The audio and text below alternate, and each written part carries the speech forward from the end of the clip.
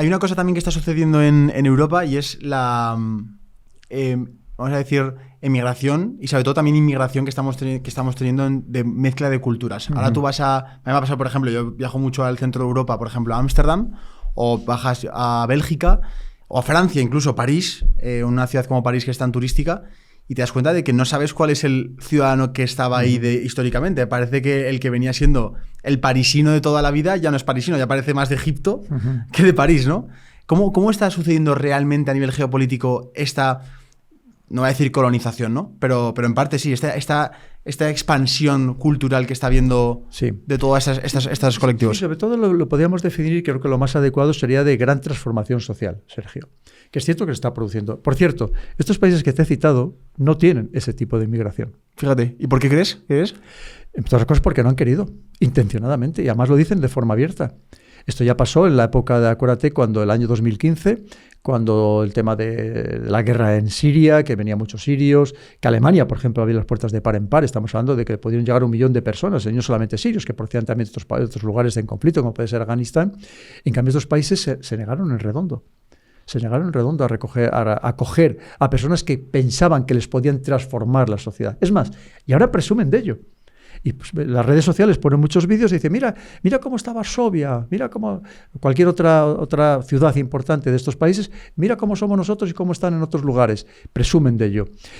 Yo no estoy en contra en absoluto de la inmigración. Hemos sido inmigrantes. Aquí tenemos la fortuna en España de que podemos contar con la inmigración de nuestros países hermanos, de nuestros países de América, que personas que vienen aquí y la inmensísima mayoría de los casos sí que de verdad se integran, y que además personas que la inmensísima mayoría de los casos, no significa que no vengan también delincuentes, pero la inmensísima mayoría de los casos vienen a cotizar y a trabajar y a trabajar y a cotizar. Pero claro, no pasa lo mismo, y tenemos que dejarlo también bien claro, con otras culturas, etnias, religiones, civilizaciones, que muchos vienen a explotar nuestro sistema, a vivir de nuestro sistema de bienestar, el sistema de ayudas. Y luego son grandes transformadores de la sociedad, es cierto. Está ahí, es que es palpable, ¿no?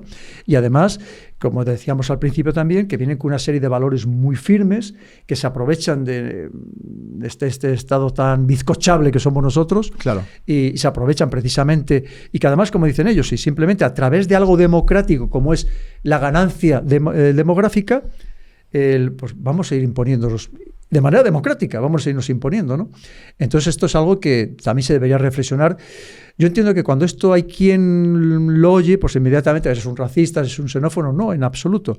Simplemente ser conscientes de esa transformación que puede llevar a generar graves problemas tanto para los que vienen como para los que ya estaban aquí. Hombre, si vinieran con cultura de trabajar, de esforzarse, bienvenidos sean. Y sobre todo, pero Sergio, además de todo eso, por supuesto que eso es fundamental, sobre todo que no vengan a esa transformación social, que no vengan a cambiarnos nuestro modo de vida tradicional histórico. Claro. Y para eso hace falta que se adapten a nosotros, no nosotros a ellos. Claro. Y que se adapten a nuestros valores y principios democráticos. Claro. No nosotros a sus principios religiosos, a los que sean. Porque te he comentado de los países hermanos de América, tú piensas que lo mismo, sean religiosos o no sean religiosos, vayan a misa, lo que te decía. Pero el pasado nos une, ¿no? Tenemos ahí, los géneros son los mismos. Y nos une la historia, nos une la cultura, nos une las tradiciones, nos une la lengua, que es lo más importante de todo. Lo más importante de todo. Y lo normal, hay casos muy paradigmáticos, como pueden ser los argentinos, que en muy pocos años, 3-5 años, tengan una pareja española o en menos. Eso es verdaderamente integración.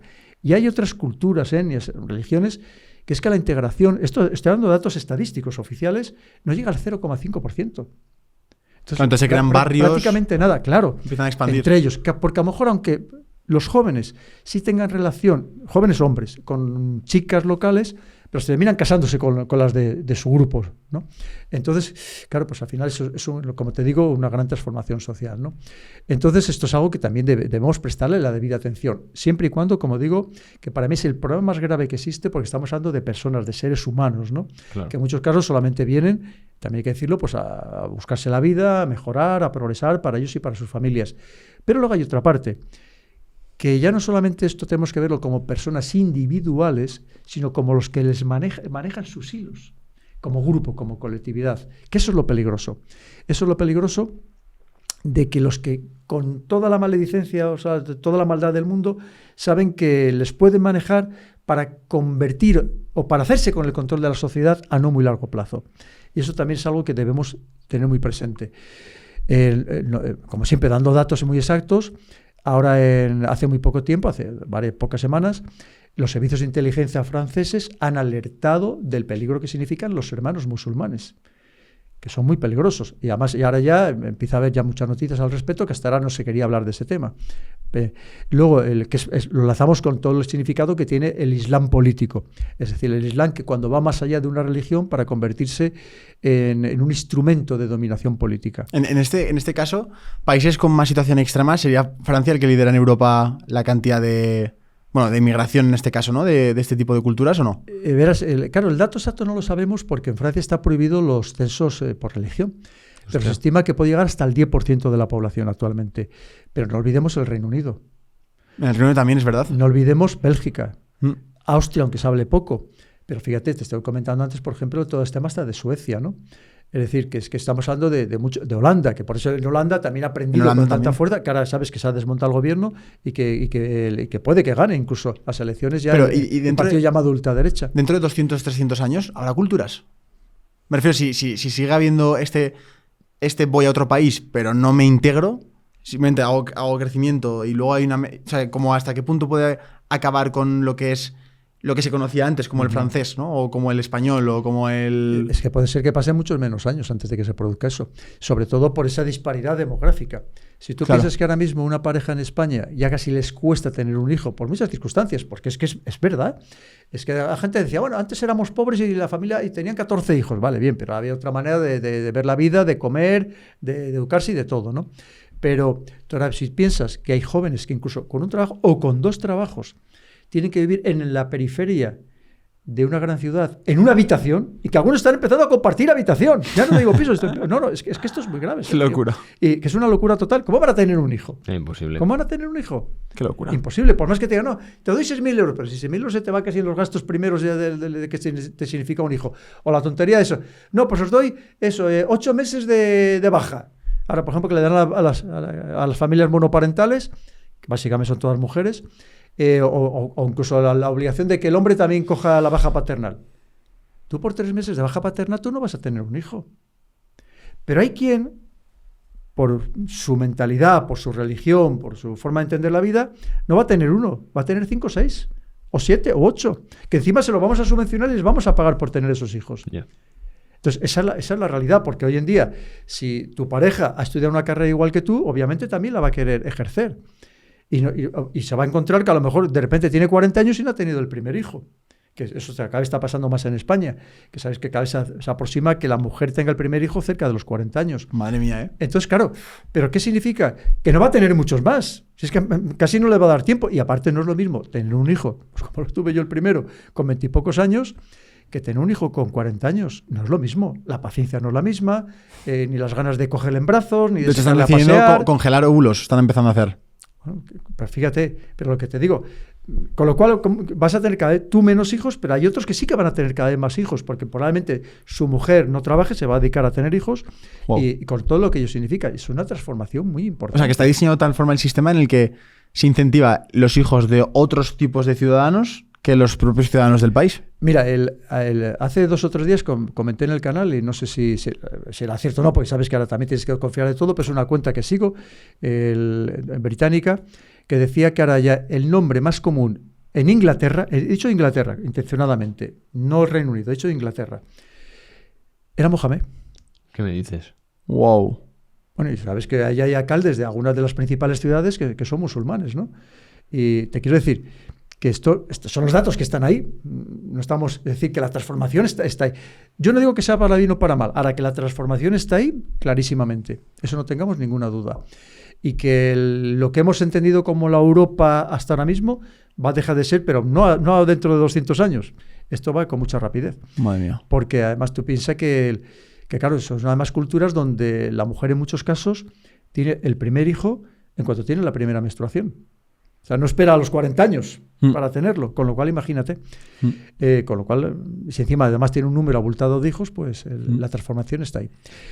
Ya te digo que no significa que, oye, si estas personas vienen a trabajar, a cotizar, vienen de verdad a un mundo pacífico, claro. La religión la van a practicar en su casa, es decir, que no va a ser algo ostentoso ni van a hacer proselitismo, vale, pues, y van a respetar los valores y principios democráticos, bien. El problema es cuando todo eso hay, como te digo, no por la persona individual, que siempre todo el respeto a cualquier ser humano, por supuesto, pero es el problema de los que manejan los hilos de todas estas personas como grupo, que sí que están interesados en conseguir ese poder a través de ellos. Claro. Sí, sí, total. No puede ser una generalización porque luego te fijas en el día a día en España, por ejemplo, la mano de obra barata suelen ser inmigrantes. Es decir, vas al campo, la mayoría son inmigrantes, los repartidores son inmigrantes. En Lérida, sin ir más lejos. En claro. Lérida, sí, sí. Pero claro, que también es una manera de aprovecharse de esta pobre gente. Sí. Tanto de los legales como de los ilegales. Porque mira, eso es otro tema también, Juan, que ya que lo has abierto, a mí me parece una verdadera canallada, y lo digo así con esta palabra tan dura, que cuando un inmigrante viene a España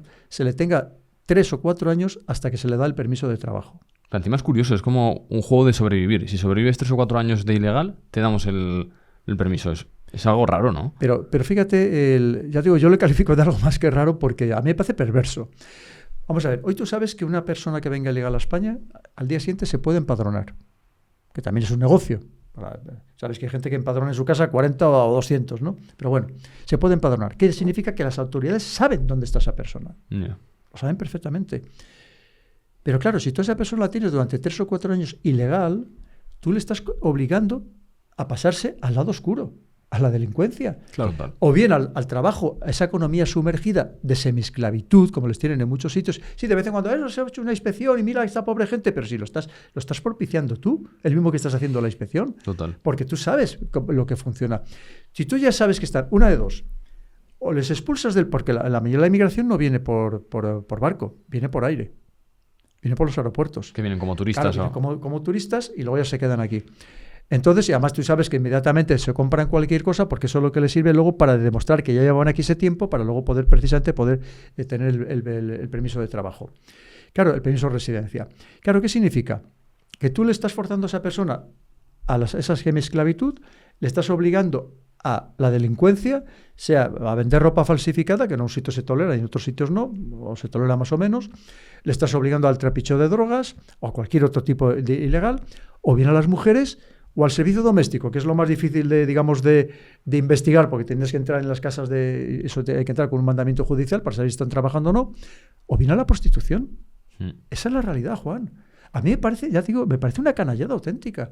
Cuando además saben que están aquí positivamente, o bien les legalizas al día siguiente y que se pongan a trabajar legalmente y a cotizar, claro. O bien les expulsas, pero no les tengas en esta situación. Pues pasa como lo de los menas, que cuando cumple 18 años, a la calle. ¿Y ahora qué hacen en la calle? Sin oficio ni beneficio. Pues eso, pues muchos de ellos, tristemente, pues a la delincuencia. Es que hay que reflexionar sobre muchas cosas. Que no se reflexiona aquí las autoridades, venga, todo con cierta alegría. Yo entiendo que son problemas complejos, que a veces no son fáciles de solucionar, sobre todo cuando hay un número abultado de personas del que hacerte cargo, pero es algo que hay que resolver. Tú no puedes son seres humanos, son como nosotros, que en circunstancias muy difíciles, pues de guerras, de hambrunas, que hacen lo mismo que haríamos cualquiera de nosotros. Cuando además hay otra parte, que es lo que llamo el efecto Instagram, cuando hoy todos nos conocemos, a través de, aunque sea una televisión vía satélite que has hecho con un plato en mitad de África, estás viendo otro mundo, un mundo que hace muy pocos años no conocías, tú vivías en tu valle y no conocías ni siquiera lo que había más allá de las montañas que separaban el siguiente valle. Pero hoy en día nos vemos todos y obviamente cuando además muchas veces ese efecto Instagram de que la gente pone como que su vida es todo maravillosa, todos son guapos, ricos, que paso se retocan las fotos y que están todo el día de vacaciones, pues obviamente tú que vives en una situación de penuria, ¿qué quieres hacer? Por lo mismo que esas personas y te vas allí, luego te encuentras con otra realidad, ¿no? Pero te querrías ir allí también, nos pasaría a cualquiera de nosotros. Entonces, que yo digo que yo no juzgo a ninguna persona de manera individual. Vuelvo a insistir, que sobre todo creo que la administración no lo hace bien y luego el problema es de los que manejan los hilos de estas personas para conseguir sus objetivos de poder. Hay un concepto que has nombrado alguna vez en la entrevista, que es la destrucción de la unidad más importante de la población, que es la familia. Uh-huh. Y que hay un cierto interés en cambiar el concepto de familia como lo conocemos. Antes veníamos de que tradicionalmente en la historia la familia era lo más importante y, de hecho, tú construías tu trabajo y toda tu profesión en base a tu familia. El huerto, el ganado, la labor artesanal, era todo. Era primero de la familia y después lo ibas expandiendo a los vecinos, ¿no? Y cada vez, directamente la gente no pasa tiempo en casa, los trabajos no te obligan, no te permiten casi no solo tener hijos, sino que tampoco pasar tiempo con tu mujer, con tus hijos. ¿Cómo está transicionando, cómo has visto la evolución de este concepto de familia? ¿Hacia dónde nos estamos dirigiendo y de dónde veníamos? Sí, el cambio es total y absoluto. Luego está pues, todo el tema de las rupturas sentimentales, que también influye.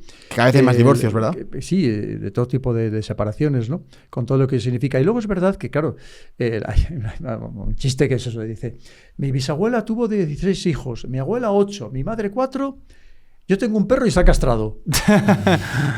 Sí, ¿no? Entonces, claro, es que la familia está desapareciendo ya de por sí, ¿no? Y luego piensa que cada niños que mientras antes teníamos, no sé, podíamos ser en mi familia, éramos 15 o 20 primos, y ahora te encuentras con que hay niños que tienen un primo. Con suerte, que hay algunos que no tienen ninguno. Sí. Claro, eso, mira, es muy importante porque está creciendo enormemente la soledad no deseada. Hay gente que quiere vivir sola, oye, es muy legítimo, pero la soledad no deseada. Hay países en Europa donde más de la mitad de la población vive sola. Joder. Vive sola. Sin quererlo. Con todo lo que ello significa. Pero esperad, bueno, aparte hay otro tema de la soledad, que son los jóvenes que se sienten cada vez más solos. Porque pueden tener muchos amigos virtuales, claro, pero no amigos reales. Y las personas, recordar que somos gregarios. Necesitamos tocarnos, necesitamos sentirnos, necesitamos abrazarnos. Y hay muchos jóvenes, y empieza a ser un problema, que se sienten muy, muy solos. Y es un tema enlazado con todo el tema de los suicidios, que cada vez sabéis que hay más, lamentablemente, entre los jóvenes, y muchos de ellos es precisamente por ese sentimiento de soledad. Y fíjate, a lo mejor luego tienen las redes sociales y juegan online con no sé quién, y parece que tienen relaciones, pero en realidad no las tienen, ¿no? Y porque no es la relación del barrio, de jugar con los amigos, estar todo el día en la calle. Y luego el tema de la familia es muy importante, porque hay que tener en cuenta que en España, cuando ha habido las grandes crisis, como la reciente de la pandemia, al final, ¿dónde estabas? Con tu familia. ¿Quién te ayudaba cuando se cerraba el negocio y no tenías de qué comer? Pues te ha ayudado tu familia, pues fueran los abuelos, o fuera de un primo, o fuera quien fuera. Te ha ayudado la familia. Pero si la familia va desapareciendo, claro, al final solo tendrías el recurso del Estado, pero el Estado sí o no te lo dará cuando le dé la gana, ¿no?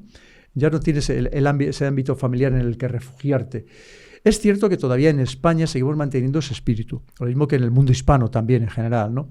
Que eso es algo que, por cierto, en otras partes de Europa ha desaparecido ya casi de manera completa. Ese espíritu familiar, pero incluso ni los padres se preocupan de los hijos como nos preocupamos en España, ni los hijos de los padres, clarísimamente. Y esa es otra parte. Por ejemplo, antes, cuando una persona se hacía mayor, ¿quién le cuidaba? Los hijos. Aunque pasaran 6 meses con cada hijo, se lo iban pasando, pero los hijos le cuidaban. Ahora el asilo. Ahora inmediatamente. Sí. O fíjate lo que te he dicho, o el tema de la eutanasia, no lo tomemos a broma.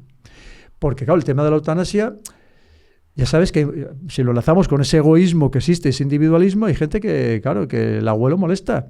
Porque claro, llevarle a una residencia, las residencias públicas son muy difíciles de que te la den, una residencia privada son carísimas, por corriente que sea, yo no te digo de las mejores, por corriente que sea, y hay mucha gente que no quiere gastar ese dinero en el abuelo y lo que quiere es quitárselo del medio y a ver si así hereda algo, ¿no? Madre mía. No, ojo, que es que este tema que yo lo viví con mi padre cuando veías a otra gente mayor y cómo les trataban, y hay de todo, ¿eh? Porque claro, madre mía, hay de todo. Gracias. Y lo mismo que hay gente que sigue teniendo un gran cariño por sus personas mayores y les cuidarán hasta el último de sus días, pero hay gente que oye, que está deseando que a ver si se lo quita del medio, ¿eh?